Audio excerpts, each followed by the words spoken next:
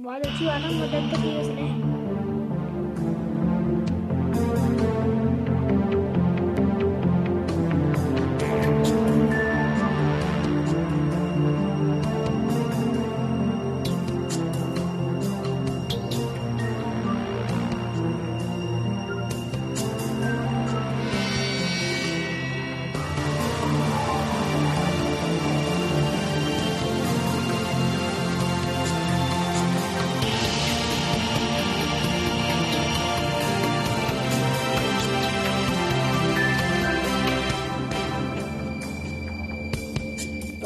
अरे नहीं पढ़ना यार। Hello friends, welcome to gaming centre. आज मैं आपको बताऊंगी वुल्फ अमंग अस की स्टोरी। बेसिकली इस गेम में बहुत से ऐसे पल थे जिसकी वजह से इस गेम में मज़ा आने लगा, चाहे वो बिग बे का पहली बार वुल्फ बनना क्यों ना हो, बिग बे ब्लडी मर की फाइट और कुछ एक्शन सीन्स। स्टोरी में हम देखते हैं कि हमारा मेन कैरेक्टर बिग बे वुल्फ, जो कि एक शेरिफ है और वो फेबल टाउन की रक्षा करता है, लेकिन कुछ लोग उस पर भरोसा नहीं कर पा रहे हैं। उसने अपने पास्ट में कुछ लोगों को खाया भी था अपने मज़े के लिए। वैसे एक गेम थी, लेकिन अब भी कुछ सवाल थे जिनका जवाब हमें नहीं मिला कि ये ग्लैमर क्या है, फेथ और नैरिसा कौन थी और उन रिबन्स का राज क्या था जो उन गर्ल्स के गलों में था। तो शुरू करते हैं बिना कोई टाइम वेस्ट किए। तो इस गेम में जितने भी कैरेक्टर्स थे जिनको हम फेबल्स बोलते हैं, और इनकी जगह को फेबल टाउन, और ये सब फेबल्स अपनी आइडेंटिटी को छुपाने के लिए ग्लैमर का इस्तेमाल करते थे। ये ग्लैमर असल में बहुत ही कॉस्टली होता है, जो कि एक डायन बना कर देती है अपने लालच के कारण। और जो फेबल्स ग्लैमर ना खरीद सके तो उन्हें फार्म भेज दिया जाता था पनिशमेंट के लिए। स्टार्टिंग में हम देखते हैं कि जब बिग बे टॉर से कहता है कि अगर वो ग्लैमर नहीं खरीद सकता तो उसे फार्म भेज दिया जाएगा। If you can't afford to look human, you're going to the farm. It's as simple as that. You can't send me up to live with those animals. You know what I mean? Go see a witch. Get a glamour. और यही बात Colin और TJ पर भी लागू थी। अब तुम बोलोगे कि बफकिन को तो भेजा ही नहीं, तो बात यह है कि बफकिन काम करता था जबकि टॉर, टीजे और कॉलिन कोई काम नहीं करते थे, इसलिए उन्हें फार्म भेज दिया गया। ग्लैमर से फेबल्स इंसानों का रूप ले सकते थे, और अब सबने देखा भी था कि जब भी कभी लड़ाई होती थी तो वो अपने असली रूप में आ जाते थे।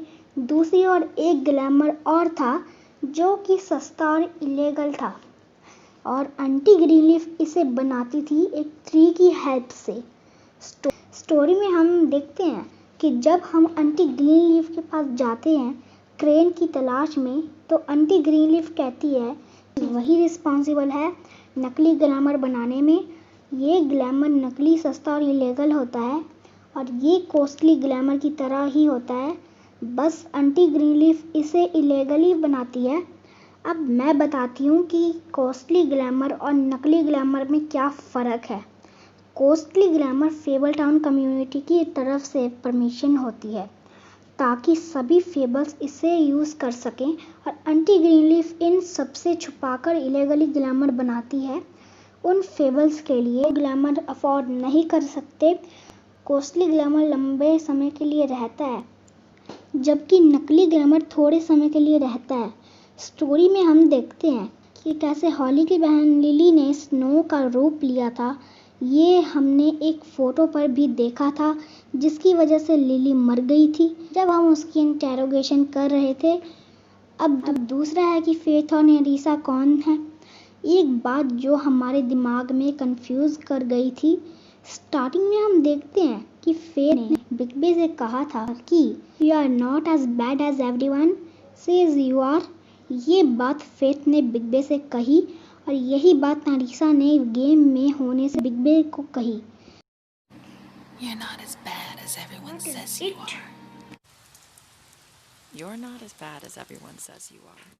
ये बात बिग बे और फेथ के बीच में थी, तो ये बात नैरिसा को कैसे पता चली। अब तुम बोलोगे कि फेथ ने नैरिसा को बता दिया होगा, तो मैं तुम्हें टाइम बताती हूँ कि जब बिग बे फेथ से मिला तब टाइम 12 बजने के 10-15 मिनट हो चुके थे, और जब वो अपने अपार्टमेंट में आया तब रात के 2 से 3 बज गए थे।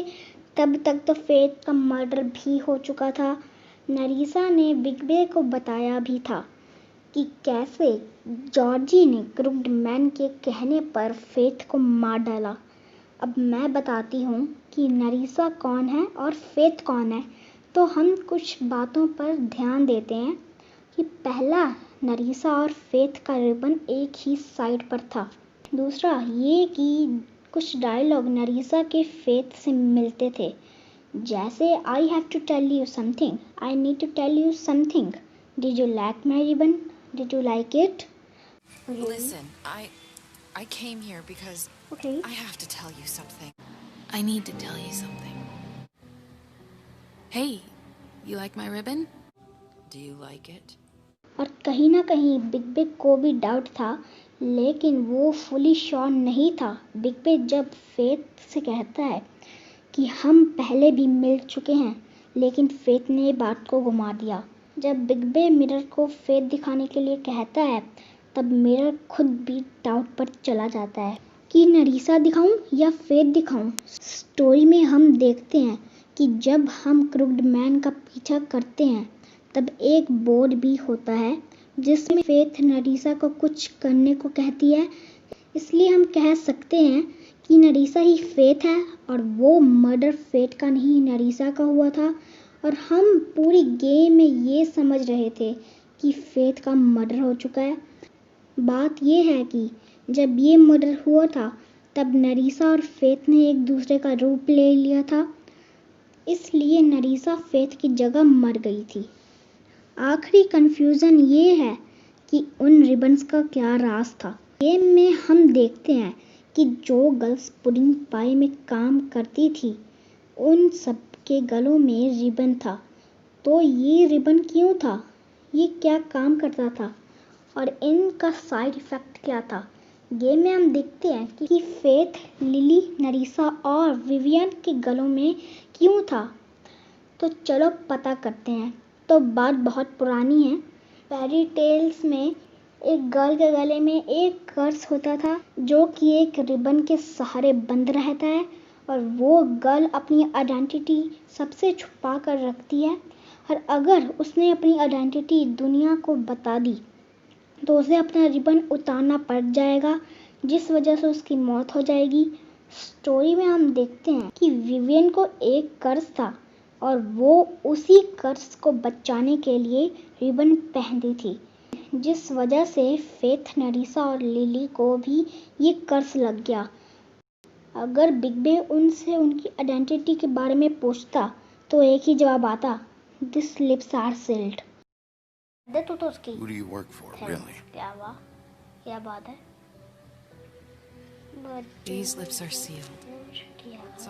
अगर इनमें से किसी ने भी अपनी आइडेंटिटी बता दी तो उसे अपना रिबन उतारना पड़ जाएगा, जिस वजह से उसकी मौत हो जाएगी।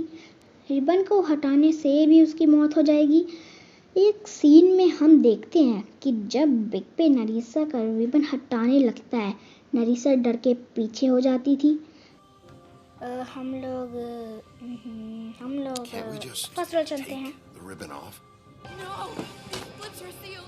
और सीन जब जॉर्जी बिग बे को विवियन की आइडेंटिटी बता देता है तब विवियन को अपना रिबन उतार पड़ गया था, जिस वजह से उसकी मौत हो गई। विवियन की मौत के बाद नरीसा उस कर से फ्री हो चुकी थी। मतलब ये कि इन रिबन्स में उनकी जान थी। I thought it would be different here, but it's all the fucking same. Vivian, I didn't mean... Do you think I wanted to be this person? What I did to Faith and Lily? To all of them. Vivian, wait. Every day I have to look Gwen and Hans in the eye and pretend I don't care. I have to forget what I've done to them, what I took away from them. I look at Narissa and I hate myself. Vivian, I can't pretend anymore. what are you doing? Vivian, don't. Vivian, no! ये क्या हो गया भाई? मुंडी cut ली उसकी। Fuck! भाई ये तो फ्रेंड्स, आई होप आपको पता चल गया होगा कि इस गेम की स्टोरी का, और अगर नहीं पता चला तो मैं इस गेम के कुछ स्पॉयलर्स हैं जिनका मैं पेज अपने डिस्क्रिप्शन में डाल दूंगी। अगर वीडियो पसंद आई तो इसे लाइक, कमेंट, शेयर ज़रूर करें and subscribe to my channel with notification bell on. Guys, ये वीडियो मैंने फिर से अपलोड की है क्योंकि पिछली वीडियो ठीक नहीं आई थी। और ठीक है, बताओ कैसी लगी वीडियो। और वैसे तो कमेंट भी आए थे, बट मैंने रेगुलर वीडियो नहीं भेजी। I am very very sorry. मुझे पता है यार, 1.5 हफ्ता हो गया होगा, या आई थिंक 2.5 हफ्ता हो गया होगा।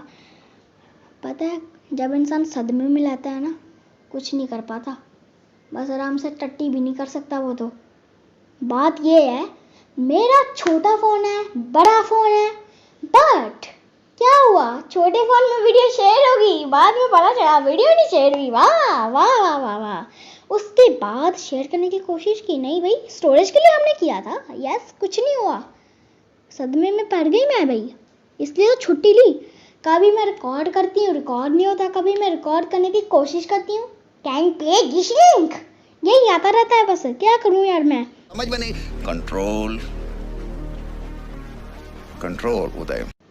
और पता चला कि बैटरी में जंक लगा, फिर फ़ोन ओपन हो गया। ठीक है, उसके बाद CD कार्ड का ऑप्शन आया। अरे वाह, मेरी वीडियो आ गई, चलो क्लिक करते हैं। वीडियो थी ही नहीं, थोड़ी बाद फिर मैंने देखा, वाह, अब तो CD कार्ड का ऑप्शन भी चला गया। चलो छोड़ो, अभी तो यार मैं देखूंगी वीडियो कब वापस आएगी, क्योंकि उसमें ग्वेनी चैप्टर का नाइटमेयर भी था। और ठीक है, फिर से रिकॉर्ड कर लूँगी मैं वीडियो, कोई बात नहीं। ठीक है यार, अगर वो वीडियोस फिर से वापस आ गई तो उन्हें भी भेज दूँगी, ऐसे तो रखूँगी नहीं अब मैं, क्या पता फिर से ख़राब हो जाए। ठीक है, मैं मिलती हूँ आप लोगों से अगली वीडियो में, तब तक के लिए गुड बाय।